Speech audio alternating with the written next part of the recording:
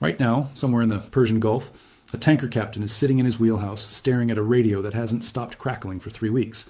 He has 40,000 tons of crude oil below his feet, a crew of 22 men depending on him, and a single question burning in his mind that no insurance company, no navy, and no government on earth can answer for him right now.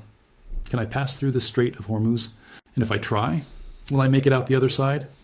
That question, asked by thousands of captains, traders, energy ministers, and heads of state right now, is not just about oil. It is not just about missiles or military strategy or which side is winning a war that started 19 days ago. That question is about something far bigger. It is about who controls the financial architecture of the entire modern world. It is about a 52-year-old system that has kept the United States at the center of global power since 1974. And it is about a single sentence, spoken by a senior Iranian official to CNN just days ago, that may turn out to be the most consequential statement made in this entire conflict. Not a missile, not a drone, a sentence. Stay with me, because by the end of this video, you are going to understand why economists, geopolitical strategists, and financial analysts are calling what Iran just did the most dangerous financial weapon ever deployed in the history of modern warfare. And you are going to understand why the missiles, as horrifying as they are, may not even be the real story of this war. Let us go back to the beginning, February 28th, 2026. Before dawn in Tehran, the skies were quiet. Iran's supreme leader Ali Khamenei was in the middle of indirect negotiations with American diplomats, mediated through Oman, about a possible new nuclear agreement. Iran's foreign minister had publicly stated just 3 days earlier that a historic deal was within reach. The diplomatic channels were open. The language being used was cautious but optimistic. Nobody who was paying attention expected what happened next. In the early hours of February 28th, the United States and Israel launched simultaneous coordinated strikes on Iran. Hundreds of targets across dozens of cities hit within a compressed window of time designed to overwhelm Iranian air defenses and command structures. The stated objectives were clear. The United States said it was acting to destroy Iran's nuclear and ballistic missile programs. Israel said it was acting in self-defense and to create conditions for regime change.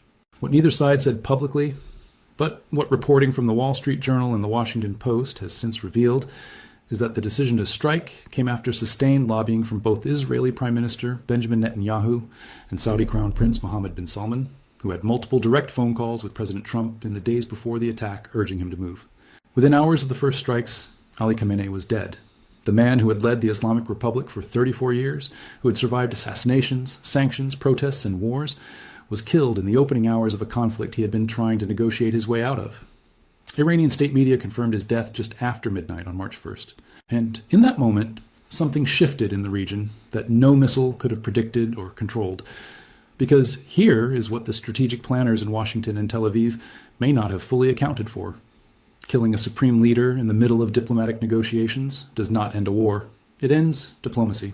It removes the one figure who had the authority, the legitimacy, and the institutional relationships to negotiate a settlement. Iran's political system, built around the concept of supreme clerical authority, does not have a simple succession mechanism that produces a moderate pragmatist on demand. What it produced was Mojtaba Khamenei, the assassinated leader's son, who issued his first public statement warning that attacks on Israel and U.S. military assets would continue indefinitely unless every American military base in the Middle East was evacuated. That is not a negotiating position. That is a war footing. And Iran went to war. Within the first 72 hours, Iran launched hundreds of ballistic missiles and drones across the region. The targets were not random. They were surgical in their geopolitical logic, even when they were imprecise in their physical execution. Iranian missiles hit U.S. military facilities in Bahrain, where the Navy's Fifth Fleet is headquartered. They hit bases in Qatar, Kuwait, Jordan, Saudi Arabia, and the United Arab Emirates. They hit U.S. positions in Iraq. A drone struck a British military base in Cyprus. The message being sent was not just military, it was political. Iran was telling every government in the region, every government that had allowed American forces to station on their soil, that proximity to the United States now came with a price tag. By March 5th, Iran had escalated to its most consequential move yet. The Islamic Revolutionary Guard Corps declared the Strait of Hormuz effectively closed to vessels linked to the United States, Israel, and their Western allies. And right there, in that declaration, is where this story stops being about missiles and starts being about money. The Strait of Hormuz is a strip of water approximately 21 miles wide at its narrowest point, connecting the Persian Gulf to the Arabian Sea. It is the most important body of water on Earth from an economic perspective. Every single day before this war, approximately 20 million barrels of petroleum passed through that strait. Add to that a significant share of the world's liquefied natural gas. much of it from Qatar, and you begin to understand why the U.S. Energy Information Administration once described the Strait of Hormuz as the world's most critical oil choke point. There is no substitute. There is no workaround that can fully replace it. The deficit, the oil that cannot be rerouted, is approximately 12 million barrels every single day. 12 million barrels every single day. When the strait effectively closed, the global oil market responded the way financial markets always respond to existential supply shocks. It panicked. Brent crude, which had been trading around $70 per barrel before the war began, surged past $100 within days. By mid-March, analysts at major investment banks were no longer treating $200 per barrel as an extreme scenario. CNBC reported that top traders were openly saying it should not be ruled out. The U.S. Energy Information Administration raised its 2026 WTI crude oil price forecast by $20 per barrel in a single adjustment, the largest single revision in its recent history. And the consequences of oil at these prices are not abstract. They are immediate, personal, and global. Gasoline prices spike, heating costs surge. Food prices rise because food production and distribution are both deeply dependent on fuel. Airline tickets become more expensive. Everything that needs to be manufactured, shipped, or refrigerated becomes more expensive. Every person on Earth who buys food, pays rent, or fills a gas tank is already feeling this war in their wallet, even if they have never looked at a map of the Middle East. But here is where this story takes a turn that even the most experienced geopolitical analysts did not see coming with full clarity. While the world was focused on oil prices and missile counts and casualty figures, Iran made a move that was not a military move at all.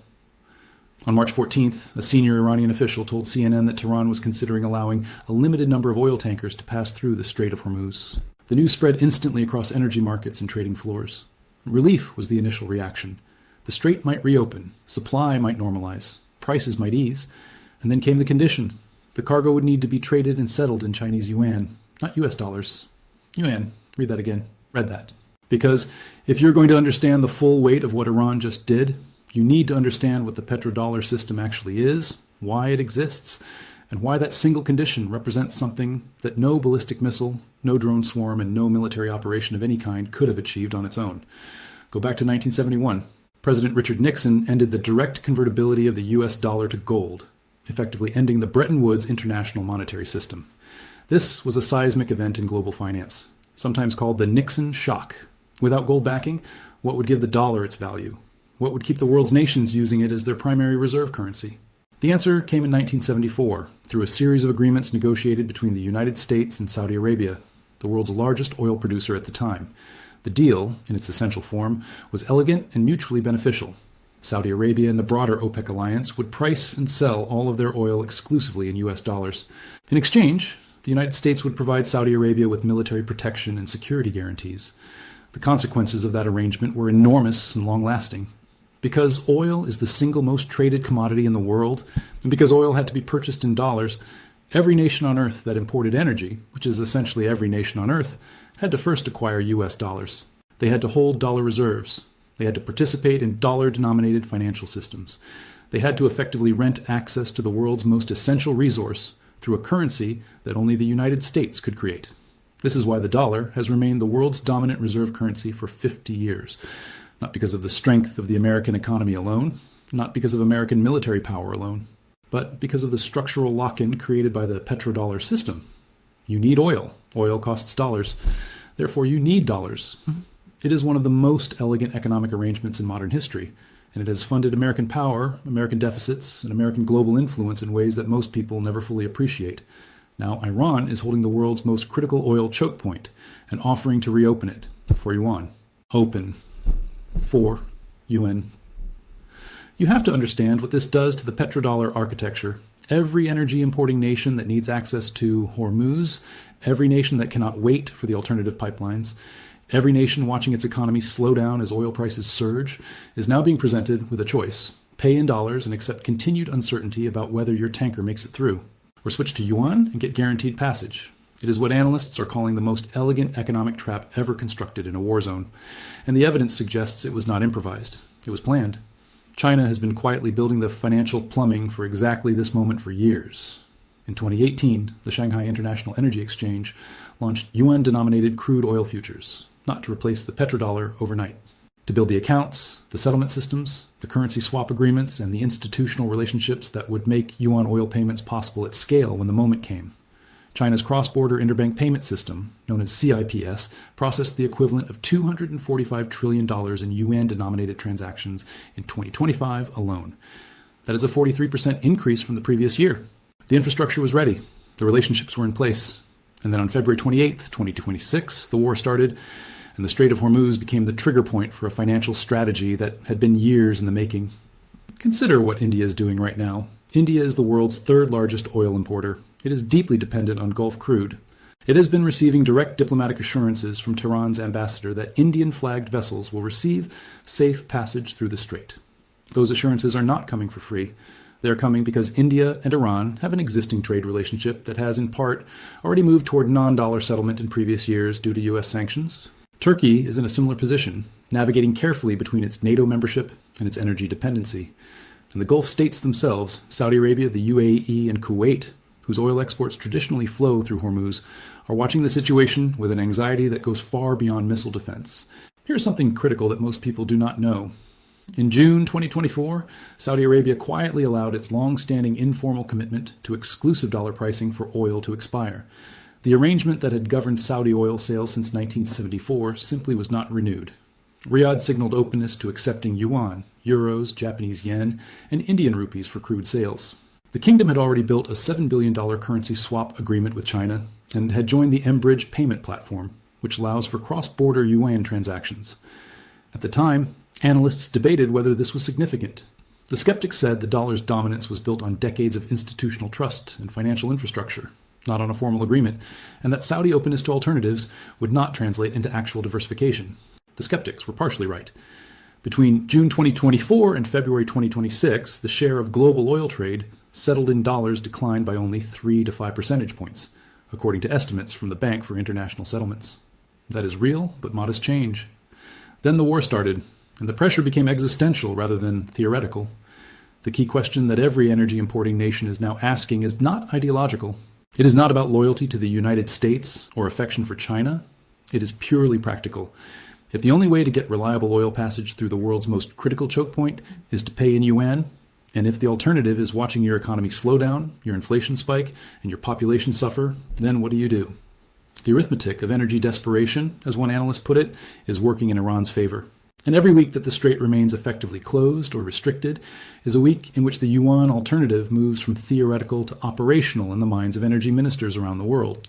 The International Group of Protection and Indemnity Clubs, which provides marine liability insurance for roughly 90% of the world's ocean-going tonnage, has already withdrawn coverage for ships transiting the Strait of Hormuz. That is not a symbolic gesture. That is the global insurance industry telling you that the risk of transiting this strait in dollars is now uninsurable. When the insurance system pulls back from a trading route, the dollar-based shipping system begins to fracture. Because the Petrodollar system does not just run on currency agreements. It runs on the assumption that the United States can guarantee safe passage for dollar-denominated oil shipments anywhere on Earth. The U.S. Navy, the aircraft carriers, the Fifth Fleet stationed in Bahrain have been the physical enforcement mechanism of the petrodollar for 5 decades. And right now, that guarantee is being tested in real time, in a 30-mile-wide strait, by a country that has been sanctioned, bombed, and diplomatically isolated, and is still managing to restructure the financial logic of global energy trade from a position of military vulnerability. The speed at which this has moved is breathtaking. Lloyd's List Intelligence reported that only 77 ships transited the Strait of Hormuz in the first half of March 2026. Compare that to the normal figure, which runs into thousands of transits per month, and you understand the scale of the disruption. This is not a temporary blip. The UN World Food Programme has issued warnings about the long-term impact on global food prices, because the same strait that carries oil also carries fertilizer precursors. The Fertilizer Institute has stated that nearly 50% of global urea and sulfur exports, as well as 20% of global liquefied natural gas, used as a key feedstock for nitrogen fertilizers, transit through Hormuz. When fertilizer supply chains break down, food prices do not just rise. They can become catastrophic for developing economies that are already operating on the edge. Meanwhile, back in the military dimension of this conflict, the war has continued to escalate in ways that have shocked even seasoned analysts. On the Israeli side, the strategy appears to be systematic decapitation. Having killed Supreme Leader Khamenei on the first day, Israel has continued targeting senior Iranian figures throughout the conflict. Security Chief Ali Larijani was killed in an Israeli strike on March 17th. Larijani was arguably the most important figure in this crisis because he was Iran's lead nuclear negotiator before the war began. He was the pragmatic, experienced diplomat who had been working the diplomatic back channels. Analysts immediately noted that Israel's decision to target him was not random. By removing the one figure who had both the experience and the institutional credibility to negotiate a settlement, Israel may have been deliberately closing the diplomatic window to ensure the conflict continues to its desired conclusion. Iranian Foreign Minister Abbas Araghchi said explicitly that the political system remains strong and that Iran's capacity to govern and retaliate has not been diminished. But the loss of Larijani removes a critical piece of the human architecture that any eventual negotiation would depend on. Iran's response to the assassinations was swift and technologically significant. In the overnight hours of March 17th to 18th, Iran fired cluster missiles at central Israel, specifically targeting the Ramat Gan area near Tel Aviv. These are not standard missiles. Cluster missiles use multiple warheads that separate after launch, creating a dispersed target footprint that is significantly harder for air defense systems to fully intercept. Israeli defense officials acknowledged that 2 people were killed and significant property damage was caused, including at a Tel Aviv train station. One senior Israeli official expressed concern that the air raid warning system was not sounding quickly enough for people to reach shelters in time. That is a meaningful admission. Israel's air defense posture, which includes the Iron Dome, David's Sling, and Arrow systems, is among the most sophisticated on Earth. And yet, a sustained campaign of this nature is forcing it to consume interceptors at rates that create strategic pressure over time. On the American side, President Trump has found himself in a politically complex position that has no clear historical precedent. He has been openly critical of NATO allies for refusing to join the military effort to reopen the Strait of Hormuz. Germany has stated it has no intention of joining the conflict. The European Union's foreign policy chief said European nations have no appetite for military intervention. Trump delayed his planned trip to China, acknowledging that he needs to remain in the United States while the conflict is ongoing.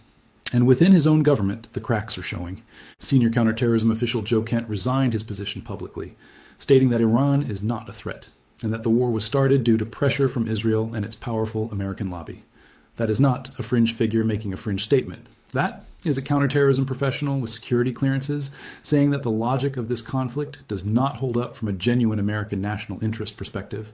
More than 250 American organizations have signed a letter calling on Congress to halt funding for the war, arguing that the $11.3 billion spent in just the first 6 days is diverting funds from urgent domestic needs. The political cost at home is mounting even as the military campaign continues. He called Iran a paper tiger. Iran closed the world's most critical oil choke point and is offering to reopen it in China's currency. That is not what a paper tiger does. Let us zoom out and look at the full strategic picture as it stands today. The United States and Israel began this conflict with a set of stated objectives: destroy Iran's nuclear and ballistic missile programs, create conditions for regime change, end Iranian influence across the region. 19 days into the conflict, U.S. Central Command reports that it has struck over 7,000 targets in Iran. Iran's missile launch rate has declined from the opening days of the war, with military analysts pointing to depletion of certain missile and launcher stocks, though Iranian officials dispute this characterization and describe it as strategic rationing. Iran's new supreme leader is issuing statements, but has not appeared in public, creating uncertainty about the internal power dynamics at the top of the regime. Security forces are actively suppressing celebrations that have broken out among segments of the Iranian population. The internet inside Iran remains largely shut down, with access restricted to select users. None of this looks like the regime is about to collapse.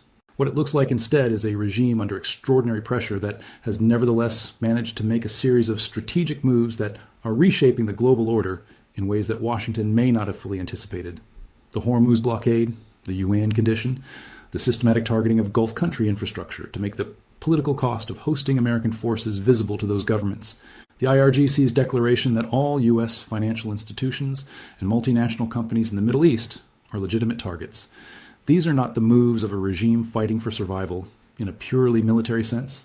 These are the moves of a regime that has decided that if it is going down, it will pull the existing financial architecture down with it and try to build something new in the rubble with China as its economic partner.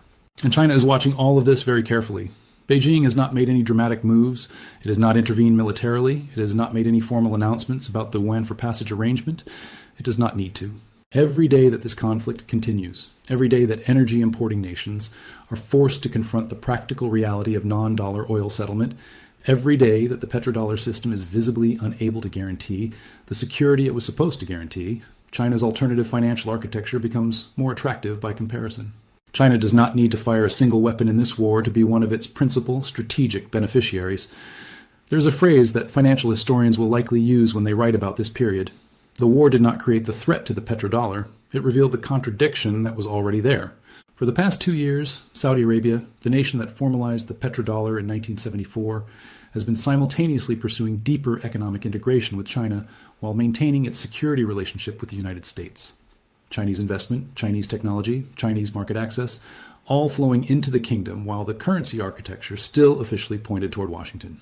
The Iran war made it impossible to sustain both positions at once. The moment of reckoning could not be deferred any longer. And so, where does this leave us? The Strait of Hormuz is effectively a permissioned choke point right now, a narrow passage through which oil moves, but only on Tehran's terms. The insurance market has withdrawn from it. The dollar-based shipping system is fractured along it. And, at the end of that passage, a new financial condition is being offered. Pay in yuan and pass. Continue in dollars and face uncertainty. 11.7 million barrels of Iranian crude oil moved from Iranian ports to Chinese refineries in the first 15 days of March alone, according to available figures.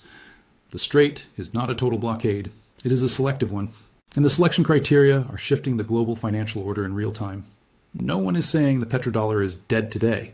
The dollar remains the world's primary reserve currency, underpinned by the depth and liquidity of U.S. capital markets, decades of institutional trust, and the absence of any single credible alternative. A full transition away from dollar-denominated oil trade would require global coordination of financial infrastructure, currency swap agreements, settlement systems, and institutional relationships on a scale that does not yet exist. This is a process that takes years, possibly decades, not weeks. But what the 2026 Hormuz crisis has done is accelerate that process by compressing years of gradual de-dollarization into weeks of crisis decision-making. It has forced energy-importing nations to build the muscle memory of non-dollar oil settlement under the pressure of real scarcity. It has demonstrated in live conditions that the United States cannot guarantee safe passage for dollar-denominated oil shipments through the world's most critical choke point.